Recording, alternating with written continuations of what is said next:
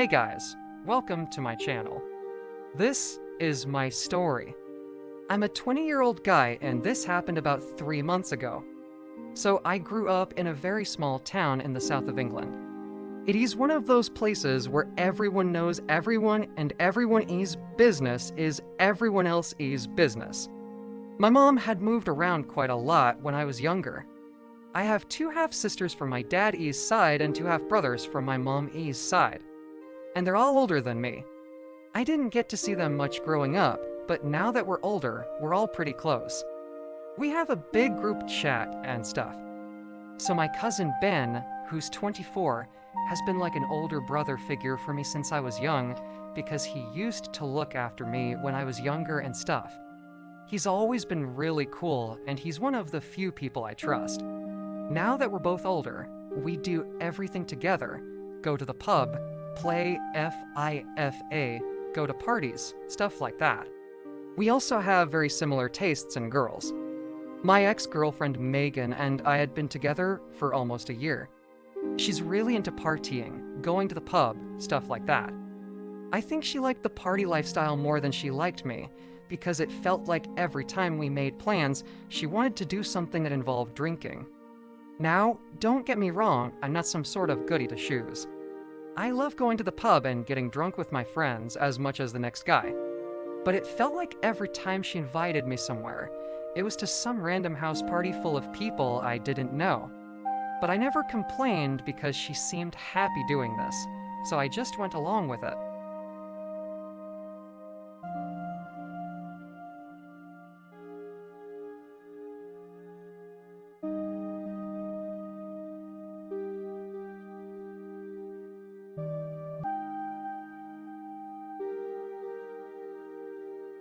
I was always jealous of Ben because he could hook up with any girl he wanted.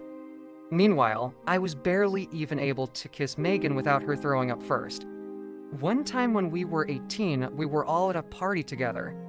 Megan got completely drunk and ended up hooking up with some random guy in the bathroom. I was so angry. I asked her why she did it, and she said that she just got carried away and that she didn't mean it. Then she started crying, and I ended up having to take care of her until the morning. I told Ben what happened, and he said that I should break up with her because she's a skank. For the next few weeks, Megan tried to make up for it by being extra nice to me and by throwing herself at me. She even sent me pictures of her underwear online.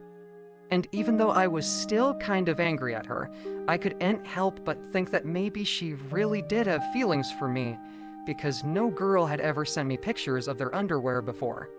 I thought that Megan had changed, and we ended up staying together for another year. It was a rocky ride, though. There were a couple of times when I caught her lying about where she went or who she was with. But I always tried to tell myself that she was better than that, and that I shouldn't jump to conclusions. A few months later, she started going out with the boys, and I a lot less because she was always out with her friends or at some random party. It felt like she didn't want to be with me anymore. Then one night, she told me that she needed some space from me and that she wanted to focus on herself and her friends. Even though I begged her to stay with me, she eventually broke up with me, saying that she'll always care about me. 3 weeks after she broke up with me, I bumped into her at the shops. She looked really happy and she was holding hands with some random guy. I confronted her about it, and she said that him and her have just been friends since school, but I knew that that wasn't true. One night, I was playing FIFA with Ben, and I was telling him about how awful Megan was and how she treated me like shit, yet she's still seeing some other guy. He just laughed and said that she's a slag and that I dodged a bullet there. Then he said that I should move on and get over her. That was probably one of the only times that I saw Ben get angry. A week later, Megan slid into my DMs asking if she could come over because she was feeling down. At this point, I still had feelings for her, so I agreed. When she got there, we ended up talking about our problems and stuff, and she ended up falling asleep on my shoulder. Before I knew it, I had fallen asleep too. I woke up in the morning and she was gone. I felt sad. A few days later, she messaged me again, and this time she was asking if she could come over because she was missing me. Again, I agreed, but this time I told her that she can sleep in my spare room if she wants. That same night, she came over and she started talking about how much she missed me and stuff. And then she started crying. Then she started saying how she wished that things could go back to how they were before. She said that she'd do anything to make me happy. She started hugging me, and I fell into the trap and hugged her back. I could feel myself developing feelings for her again, and I knew that if she asked me, I'd let her stay in my bed. Then she started kissing me, and I kissed her back. And soon, we were doing stuff that we used to do when we were together. After that day, Megan came over 3 more times. Each time, she stayed in my bed. I felt bad letting her stay in my bed, but I just couldn't say no. I genuinely thought that I was gonna propose to her and that she was gonna say yes. On top of that, she stopped seeing that other guy that she was seeing before, so I assumed that she was choosing me.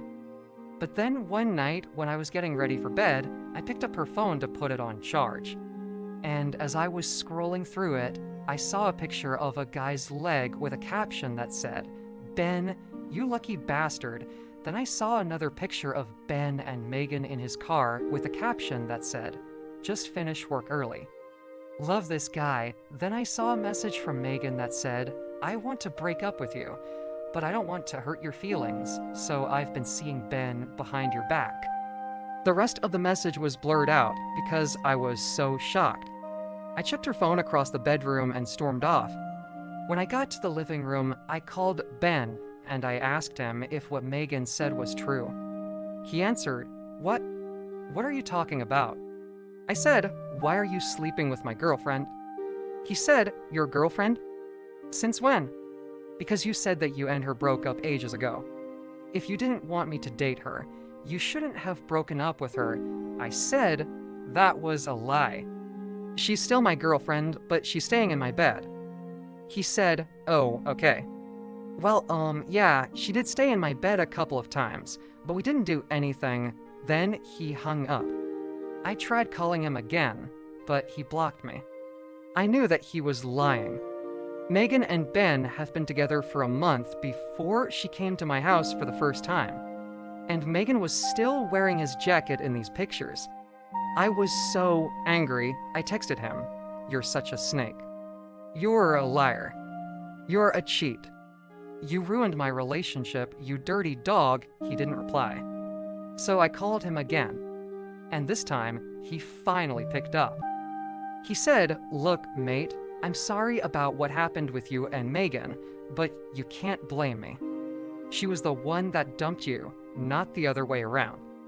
She was the one who slept with me, not the other way around. And she's the one who told me that she was single, not the other way around." I said, "But she told me that she never slept with you." He said, "Well, she lied to you. I'm sorry, but it's not my fault." I said, "How could you do this to me? We're family." He said, "Yeah. Well, families can sometimes suck. Look, mate, I don't want any trouble. Just let it go." Then he hung up again. I tried calling him one last time, but this time, he blocked me. As soon as I heard those words come out of his mouth, my blood boiled. How could he say that? It was my fault. I was the one that was getting fucked behind my own back. I was the one who trusted him. I was the one who loved him like a brother. And he had the audacity to tell me that it was my fault. I was so angry that I decided to go to his house and confront him. When I knocked on his door, his dad opened up, and I told him that I wanted to speak to Ben. He said that Ben wasn't home right now, but I could leave a message. I asked him if he knew where Ben was, but he just told me to piss off. I ended up waiting outside his house for about 2 hours, but he still didn't come home. So I ended up just going to a random McDonald's and sitting there. And that's when I realized that I needed to let it go. I walked out of the restaurant, threw my tray away, took a deep breath, and I realized that I'm better off without Megan or Ben. I walked home and I haven't spoken to either of them since. Thank you for listening. See you in the next one.